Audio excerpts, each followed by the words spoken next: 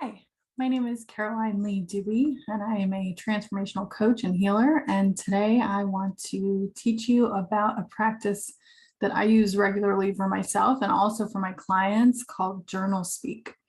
This practice was really designed and created by a colleague of mine. Her name is Nicole Sachs, and she's got a wealth of resources on this subject as well, of course, so feel free to check her out. But I just wanted to give a really as brief as possible kind of tutorial into how we do JournalSpeak, why we do JournalSpeak, and how you can really get started with this process on your own. So first of all, the purpose of JournalSpeak is a healing tool. It helps us to reestablish and re-nurture this relationship between you and you, between your mind and body, and helps you to uncover information and feelings and emotions that are trapped in the subconscious mind and that we really need to bring forward in order to heal and move on. So JournalSpeak is a relatively simple practice, but it is quite different from what we usually think of as journaling. And so it's important to kind of make some of those distinctions. So I always say that when we are committed to doing a JournalSpeak practice on any kind of frequency or to doing it when we need it, we are giving ourselves 3 priceless gifts. And those are companionship, containment, and change. And I say we're giving ourselves a gift of companionship because when you sit down to do a journaling practice like this one, you really are stepping forward for yourself. You're showing up for yourself in a way that many of us have not been taught to do, and many of us are not comfortable or familiar with doing. And so we're really kind of stepping into a conversation with ourselves in this healing process. It's profoundly useful. The second gift is containment. And what I mean by containment is the healthy processing and organization of our feelings and emotions and experiences. This is something, once again, that we are not often taught when we're growing up. Most of us learned how to suppress or repress our emotional experiences and to not really process them appropriately. All of our parents were always doing the best that they could, but most of them were also not raised to have really high emotional intelligence or emotional processing tools. So we get to go back and learn them for ourselves now whenever we're in the need for them. So the third gift is change. And this one comes with a little bit of a disclaimer because when we step into a practice like JournalSpeak, we actually really have to be setting our intention to release, the need for change. We have to be non-grasping at this need for change. However, when we're willing to do that, when we're willing to, stop trying to fix things, stop trying to, find the magic bullet solution to our problems, and instead just show up for ourselves and do the work in this way to heal ourselves, heal our relationship with ourselves and all of that, change is inevitable. It comes up naturally through this process. And I think that's a big part of why we're doing it in the first place. So that's kind of the purpose behind JournalSpeak. And now I want to give you a really basic understanding of the practice itself, because it's the most important part of all this information. It's the thing that will help you most to just dive in and do. So JournalSpeak is very simple, like I said, but it is different than normal journaling. And what makes it so different from normal journaling is that we are really aiming to tap into the subconscious mind. We're really working to connect with a stream of consciousness style writing. And what that means is we don't want to be pushing all the information, the feelings and the meanings and things that are coming up. We don't want to be pushing them through the filter of our conscious mind, which really moves everything through our language centers and can, change the information as it's coming out. What we really want to be getting in touch with is the raw emotional material, the things that we didn't say at the time of the event, or the things that we do not feel are appropriate to say now to the person we're upset with, or even just to anyone. You know, we all have this raw material deep within us that it's, you know, not appropriate, it's not acceptable, it's not, you know, we have a lot of kind of resistance and hard feelings around some of our feelings, and so that's okay. We're not trying to access all of that and just become an explosive emotional person, but we have to process that information. We have to let it come up and come out, and that's so much of what we're doing with JournalSpeak. We're dipping into the reservoir of rage that exists underneath the surface, where we have repressed so many different feelings and experiences into. And we're just kind of ladling out one spoonful at a time some of that repressed material. So when we do JournalSpeak writing, it is a stream of consciousness style writing, meaning we just let it flow. We don't judge it, and we don't try to change it as it's coming out. And our intention is just to make room, to make it all okay, to be accepting of whatever wants to come forward.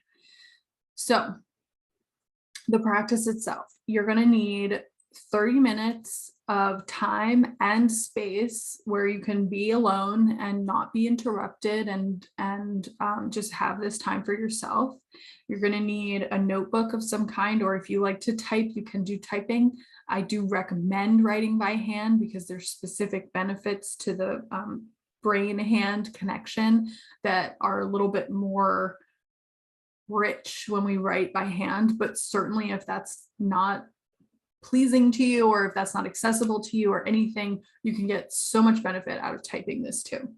But anyway, so you need a basic notebook. I recommend a legal pad like this, or the full-size legal pad actually, so that you can just tear the pages out. So you don't need a sexy fancy notebook for this that you're going to keep forever as your special little keepsake. This is something that you are actually going to want to destroy the evidence of everything that you write. So using just plain paper is better, or even scrap paper. You can kind of recycle in that way.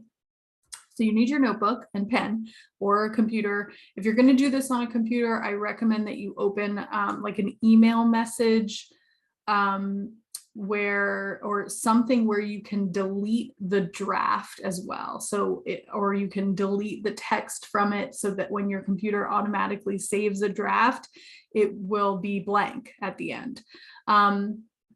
So just, you know, thinking ahead to prepare yourself for wanting to make sure that this information, whatever comes up, is not going to be found by anybody. And I want to put a special kind of like focus on that, because this is not necessarily so much about, I mean, it's a lot about, you don't want people to find the kinds of things that will come up in JournalSpeak. It's the stuff you really don't, you really don't mean. And so you would never actually say to someone, but needs to be said at the same time. So you want to set yourself up for a way that you're going to be able to destroy the evidence and no one's ever going to find it. But even if you trust, if you live alone with your partner and you trust them to the moon and the back, and you know that, they're doing JournalSpeak too, and so they would totally understand anything they found and blah, blah, blah, doesn't matter. When we make this commitment and we say to ourselves, we say to our subconscious mind and our inner child, you can come to this page and you can say anything you need to say. No one's ever going to read this.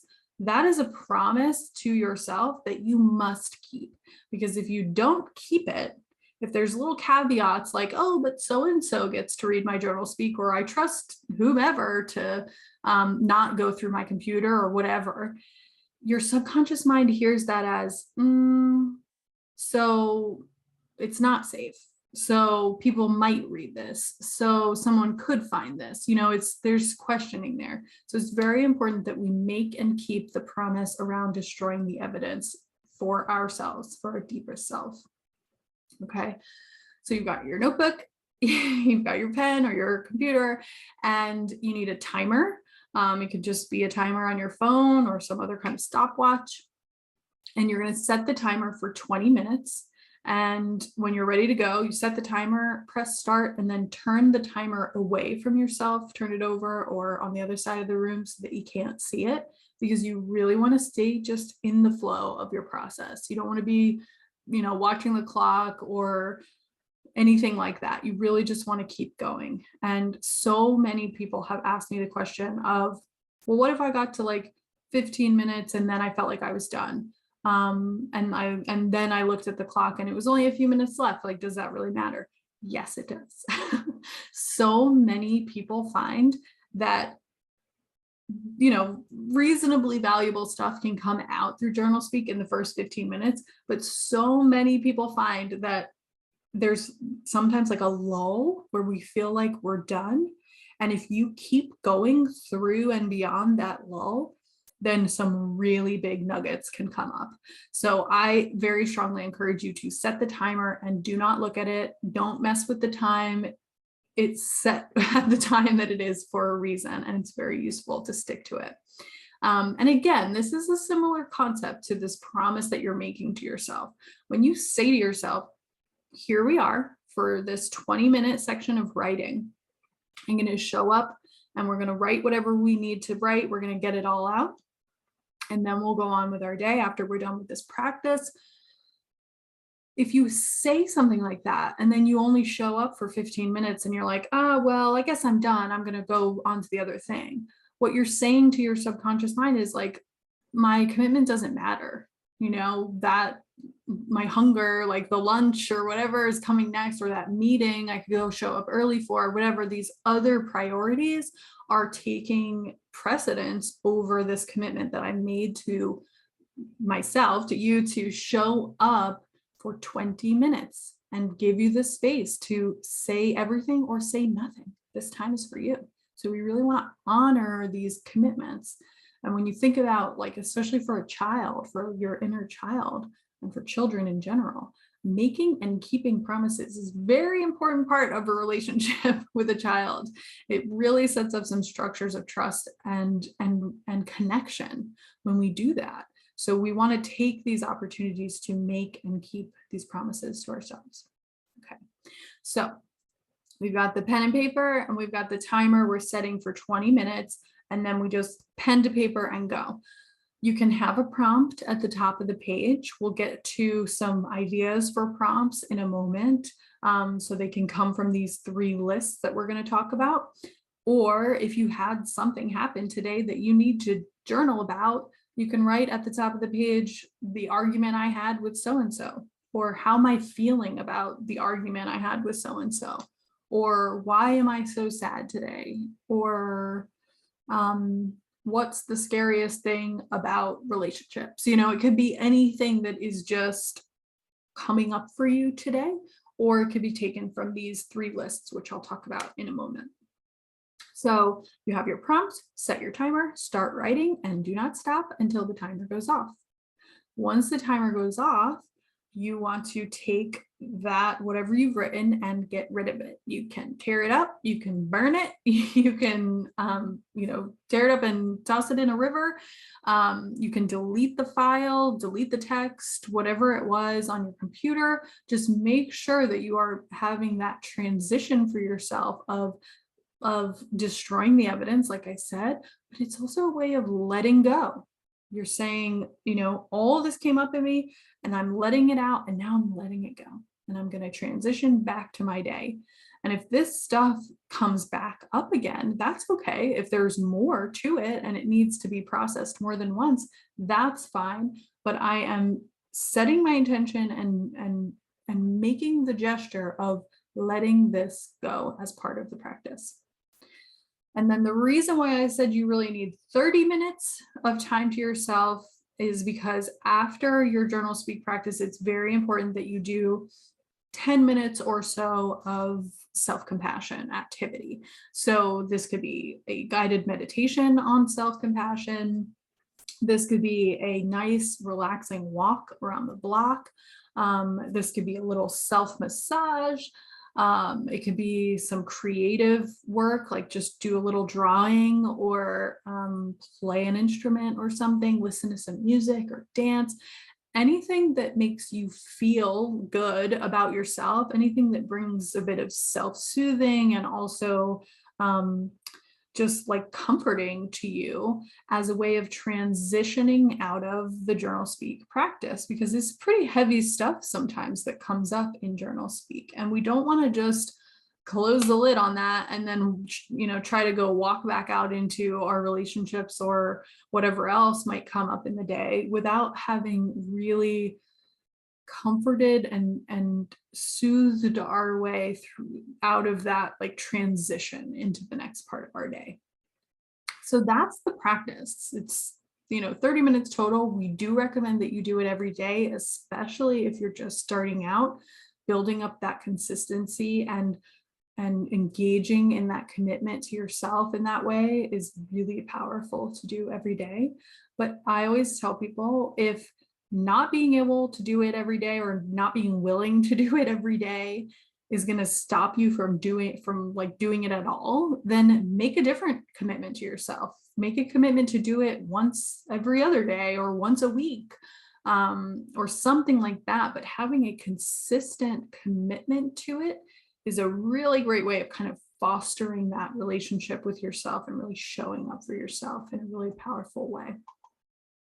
So now, before I let you go, I'm just going to talk about these 3 lists a little bit. So I'm actually going to share my screen so that you can see them.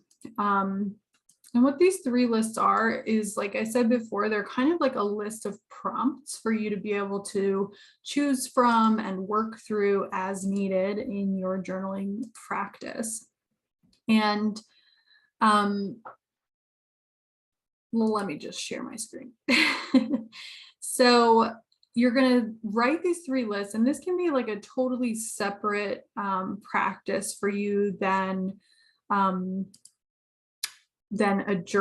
actual journaling practice. It's going to be something that you do in between. So you could work on these 3 lists on days when you're really not feeling like diving in with the journal speak practice, or you could just do it as a completely separate activity. Lots of people feel relatively tremendous resistance to this process, because even when we're stepping into doing journal speak in general, basically what we're doing is we're recognizing that our subconscious mind has decided it is not safe to feel our feelings. And so it shoves them down into this deep pit.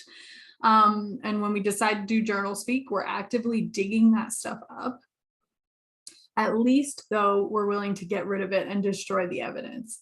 Whereas these 3 lists, what you're setting yourself up to do is essentially make a list of all the things that bother you and cause emotional responses, and then not destroy it, but like keep it as a living document forever, which to our subconscious mind is very like, no, we don't do that. So be kind to yourself with this process. Don't rush into it. Don't feel like you have to do all 3 lists at one time. Don't feel like you have to do one whole list at one time. It's a lot to bullet all this stuff out. So what I'm sharing with you here is an example of what 3 lists might look like. This is somewhat of a shortened version. I imagine most people's 3 lists would be longer than this, but I just wanted to give you some ideas.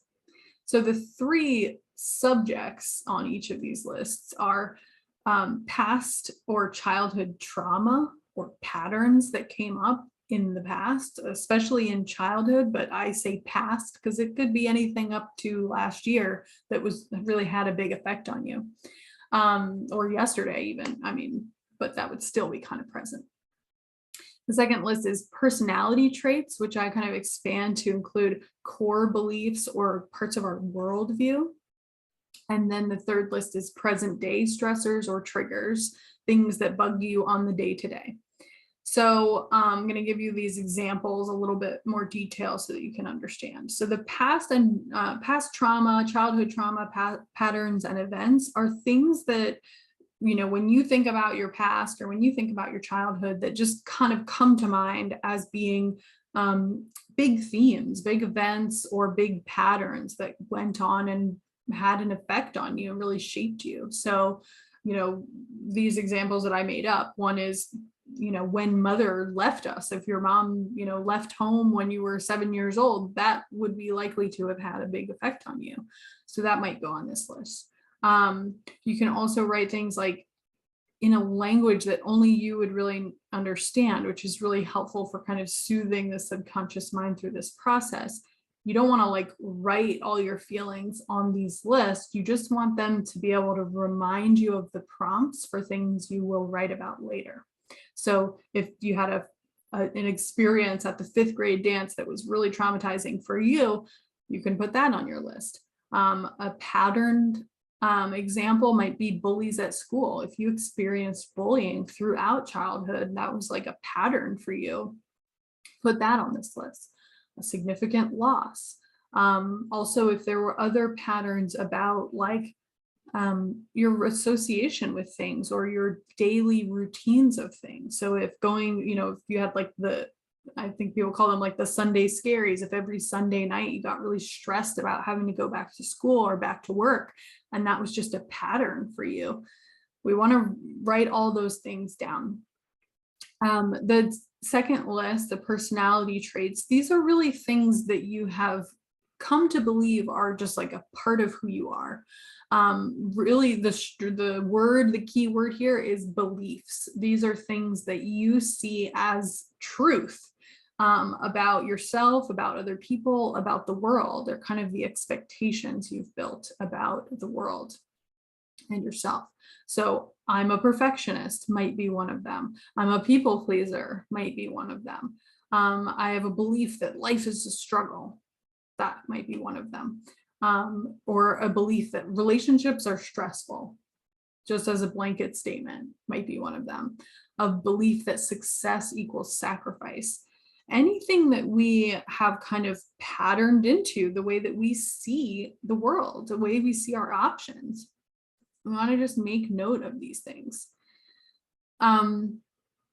And then the third list is the present day stressors and triggers. So these are things that are really kind of coming up for you right now in the day-to-day life. So they could be things like motherhood, work stress, social anxiety. You can also just put the names of someone who you have a stressful relationship with. So if whether it's your child or your teacher or your boss, or coworker, or whatever, your partner, you can just drop their name there. Again, you don't have to really get into detail on these lists. You just want them to remind you of things to write about. Also, symptoms is another one you could put on there. If you've got physical symptoms that are causing you stress on a regular basis, those would be good to put on your present day triggers list. So these 3 lists, like I said, you can come at this from any approach that feels comfortable and okay to you to really fill in these topics. And then when it comes to doing your JournalSpeak practice, whether it's every day or once a week, whenever it is, you get to either have something that's, present for you that you already know you need to write it across the top of that page, or you can come to this list and choose one of these things to write about. And I usually tell people when you come to these lists for prompts, your best bet is to either write about the thing that you most want or need to write about today, or write about the thing that you feel most resistant to writing about today. It is sometimes good to honor resistance and, be kind to yourself in that way. But sometimes the thing we least want to look at is the thing that we most need to give our attention to. One last thing that I will say about these 3 lists that I have found so helpful for my own practice and also with my clients is connecting the dots between these 3 lists. And that's why I've put them in the order that I have here. So you'll see on this screen, it goes past, and then it goes beliefs, and then it goes present. And my understanding is that in most cases, it's not a perfect science because we have a very nonlinear structure to our minds and our experiences. But in most cases, you can draw a line from any number of these past childhood experiences to a personality trait or core belief, and also to a present day trigger.